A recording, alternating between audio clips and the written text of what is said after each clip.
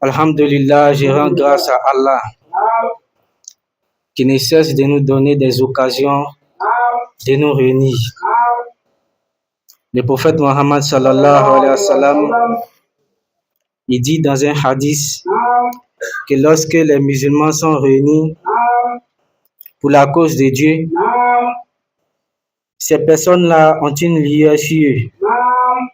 Quand on regarde, on lève les yeux au ciel, on aperçoit les étoiles qui brillent. C'est comme ça que ces personnes-là brillent également. Et les anges forment un cercle autour de ces personnes jusqu'au 7e ciel. Et Allah qui demande, qu'est-ce que vous avez vu? Et il rapporte qu'on a vu tes serviteurs, ils sont en train de t'adorer. Et il leur demande, qu'est-ce qu'ils veulent? Ils demandent ton pardon, ils veulent ton paradis. Et Allah te dit, dis-leur que je leur ai pardonné leurs fautes. Je leur ai accordé mon paradis. Et je leur ai épargné du feu de l'enfer. Raison pour laquelle nous remercions Allah. Parce que nous savons que ce n'est pas de notre force, ni de notre volonté que nous sommes ici. Ce n'est rien d'autre qu'une grâce d'Allah. Et nous demandons à Allah de répandre sa miséricorde et son salut sur la noble des créatures, Sayyidina Muhammad sallallahu alayhi wa sallam. Si nous sommes réunis ici, c'est grâce au prophète Muhammad sallallahu alayhi wa sallam. Car nous sommes des musulmans, nous partageons l'islam. Alhamdulillah, je remercie Allah également. Ce qui nous réunit ce soir ici, c'est Cheikh Ibrahim Niass. Et Cheikh Ibrahim Niass, si nous parlons de lui aujourd'hui, ce n'est que pour son amour du prophète sallallahu alayhi wa sallam. Il n'y a rien d'autre. C'est parce que Cheikh Ibrahim Niass, il a aimé le prophète sallallahu alayhi wa sallam d'un grand amour qu'aujourd'hui nous arrivons à parler de lui. Donc c'est une grâce pour nous parce que c'est un modèle. C'est un modèle à suivre dans la voie du prophète Mohammed sallallahu alayhi wa sallam. Donc nous disons alhamdulillah de nous retrouver parmi ces personnes-là qui lui rendent hommage. Pour nous rendre hommage à Cheikh Ibrahim Niass, c'est un devoir, c'est une obligation. Et rendre hommage à Cheikh Ibrahim Niass ne peut pas se faire sans parler de sa vie. Je ne vais pas dérouler toute sa vie, mais il y a certaines particularités de la vie de Cheikh Ibrahim Niass qui moi m'inspirent dans ma vie de tous les jours. Parce que vous savez, quand on suit quelqu'un, une fois qu'on décide d'avoir un modèle, cette personne-là doit avoir un impact sur toi. Si tu suis quelqu'un, que la personne n'a pas d'impact sur toi, c'est que la personne n'est pas ton modèle. Si vraiment la personne est ton modèle, la personne doit avoir un impact positif sur toi. Et j'exhorte les uns et les autres à fouiller en nous quel est l'aspect de Cheikh Ibrahim Niass qui est calqué en nous. Quand je parcours les écrits, les livres de Cheikh Ibrahim Niass, je suis fasciné par sa façon de raisonner, d'expliquer les choses. Si vous voulez connaître Cheikh Ibrahim Niass, regardez ses livres. Lisez les écrits de Cheikh Ibrahim Niass. Vous allez voir un peu qui est Cheikh Ibrahim Niass. Parce qu'il a une façon d'expliquer les choses. Tu vas sentir qu'il y a une lumière dans tout ce qu'il dit. Et Cheikh Ibrahim Niass ne faisait rien par hasard. Tout ce qu'il faisait, c'était calculé.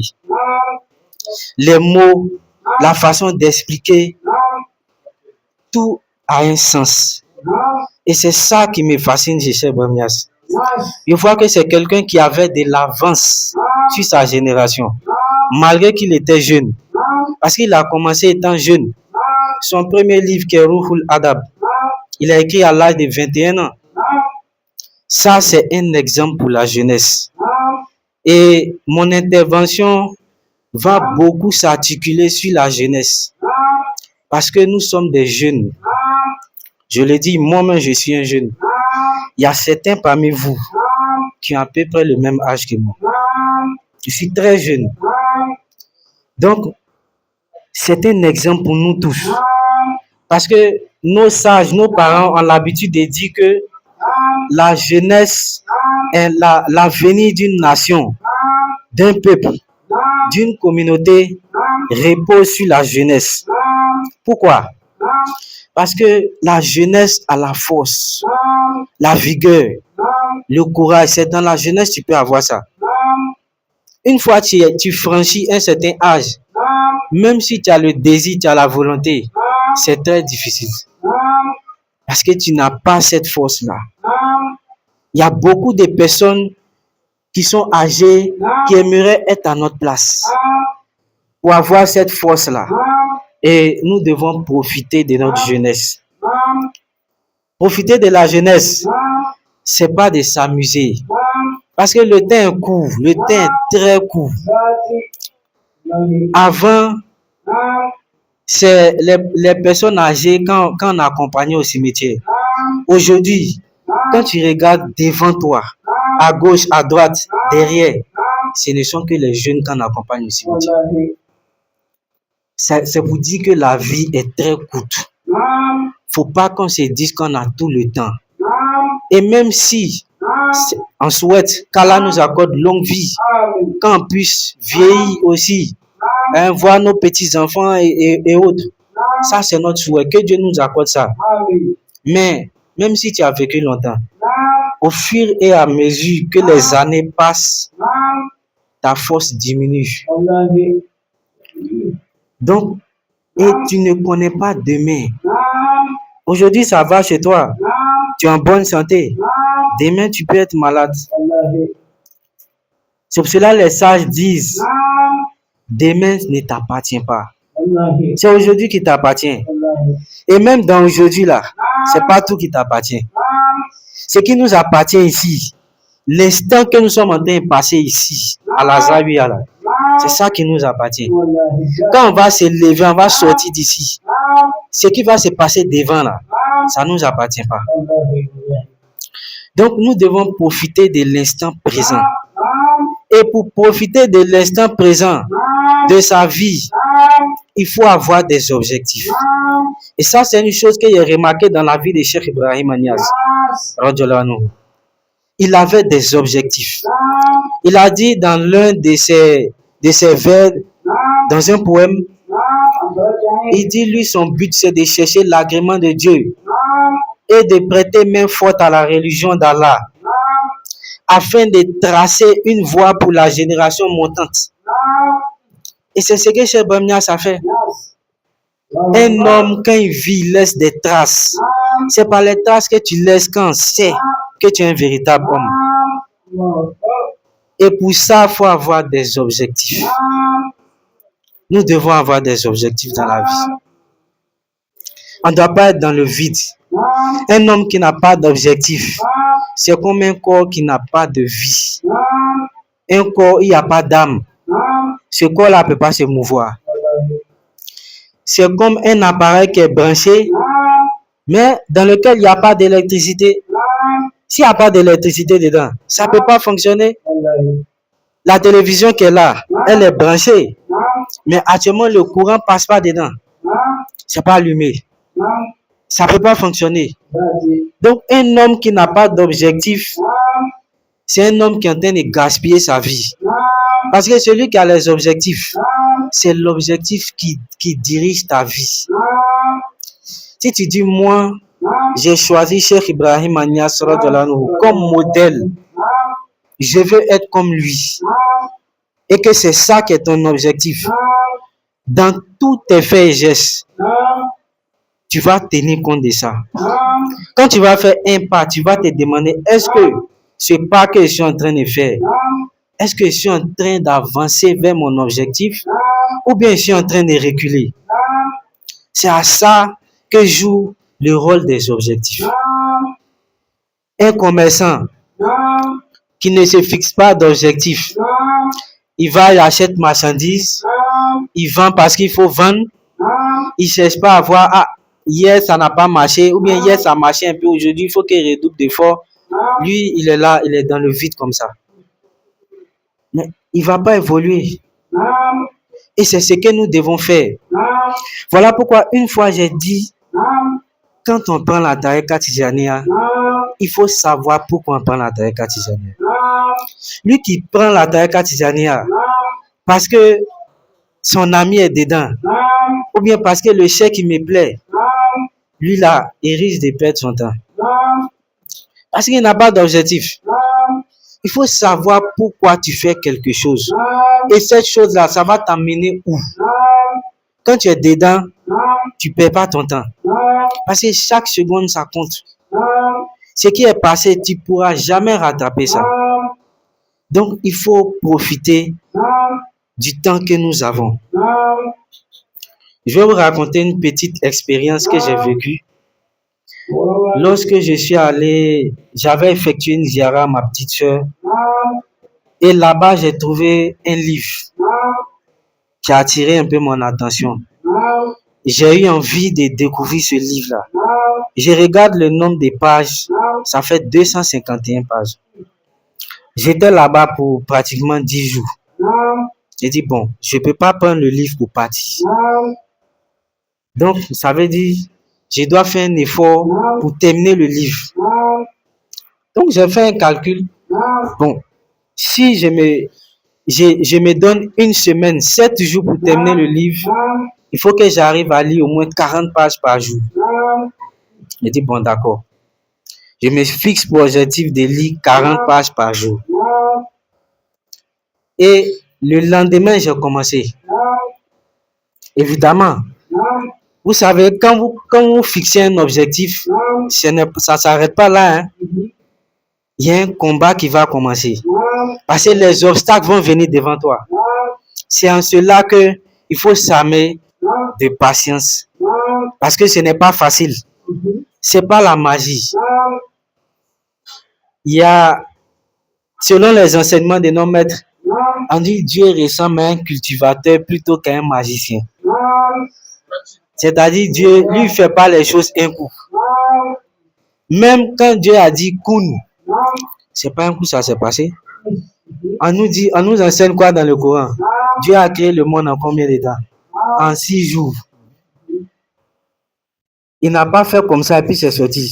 Il a fait en 6 jours. Ça, c'est une leçon. Il pouvait faire ça là apparaître en un clin d'œil. Mais il a pris 6 jours. C'est pour nous dire que le monde là, c'est avec la patience. Toute chose prend du temps. Chaque chose a son temps. Donc, il ne faut pas se précipiter. Et quand tu fixes ton objectif, il faut être patient. Il faut endurer. Parce qu'il y a les obstacles qui vont venir vers toi, qui vont t'empêcher d'atteindre ton objectif. Donc, je poursuis. J'ai commencé à lire. Vous savez, souvent, quand vous prenez un livre, il y a des aspects, souvent, tu es content, tu as envie de lire. Souvent, il y a des parties où tu es un peu perdu. Tu as l'impression que tu ne comprends pas. Ça devient ennuyant. Tu as envie de ne plus terminer le livre même. Donc, je ressentais tout ça. J'ai dit, mais je me suis fixé un objectif. Déjà, quand j'ai commencé, j'ai laissé le téléphone, tout ça, j'ai déposé ça là-bas. Parce que tout ça, ce sont des obstacles. Et ça, c'est l'une des choses qui nous perd beaucoup de temps aujourd'hui dans notre génération. Le téléphone. Tu peux être concentré en train de faire quelque chose d'important. Tu as entendu un son de message, tu regardes, ou bien il y a les notifications TikTok, tu as cliqué dessus. Si tu ne fais pas attention, le soir va venir te trouver dessus. Tu es en train de perdre le temps comme ça. Donc, j'ai mis pause, Amina. J'ai mis pause sur tout ça. J'ai déposé mon téléphone dans la chambre là-bas. Et puis, moi, je suis assis à la terrasse. J'ai mis sur vibrer même. Parce que je sais que si c'est à côté de moi, si un jour je regarde un message, je risque de ne pas atteindre mon objectif. Donc, je suis resté dessus. Un peu. Il y a eu des jours où je n'arrivais pas à faire les 40 pages par jour. Mais le lendemain, je me suis forcé à rattraper tout. Je vous assure qu'en 5 jours, j'ai terminé le livre. En 5 jours. C'est-à-dire que j'ai atteint l'objectif plus tôt que prévu. C'est là que j'ai compris que quand se fixe l'objectif, il faut planifier les choses. Ah, je vais faire telle chose. Maintenant, je vois quelle action je dois poser. Et je commence à poser l'action. Donc ça, je me suis inspiré vraiment de la vie de Cheikh Ibrahim Niasse. Et je vois que ça marche. Ce n'est pas facile, mais ce n'est pas impossible. Donc c'est ce message-là que je voulais transmettre aujourd'hui à nous tous. Profitons de notre temps. Fixons-nous les objectifs et soyons patients, soyons persévérants. Inch'Allah. Comme le temps est déjà pris, donc je vais m'arrêter ici. J'ai pris Allah que il nous accorde son assistance. Et alhamdoulilah, nous sommes dans une nouvelle année. C'est une nouvelle page qui s'ouvre. L'année 2025 a été une année qui enseigne beaucoup de choses. Et chaque année sera comme ça. La vie est un combat. Chaque jour est un combat. Parce que chaque jour, tu dois devenir meilleur que hier. Tu dois faire un effort. Ce que tu n'as pas pu atteindre hier, demain, tu dois fournir l'effort pour atteindre. Si tu n'as pas pu, il faut t'asseoir pour réfléchir où ça n'a pas marché. Faut pas te décourager. Faut pas te laisser abattre pour dire, ah, pour moi, ça ne marche pas. Il faut chercher à voir toujours quelque chose, ça n'a pas marché. Et tu vas trouver. C'est dans la difficulté, souvent, on trouve les meilleures solutions. Aujourd'hui, si vous voyez que la voiture existe, avant, nos parents d'avant n'avaient pas de voiture. Ils se déplaçaient souvent à pied, ou d'autres à dos de cheval, à dos de chameau. Mais qu'est-ce qui a fait qu'on a créé la voiture? C'est la difficulté. C'est parce qu'on a vu que pour pouvoir parcourir les distances, c'est difficile. Mais comment faire pour rendre les choses faciles? C'est comme ça que les gens ont créé la voiture. Donc, dans chaque difficulté, il y a toujours une facilité dedans. Il y a toujours un génie dedans qu'il faut percer.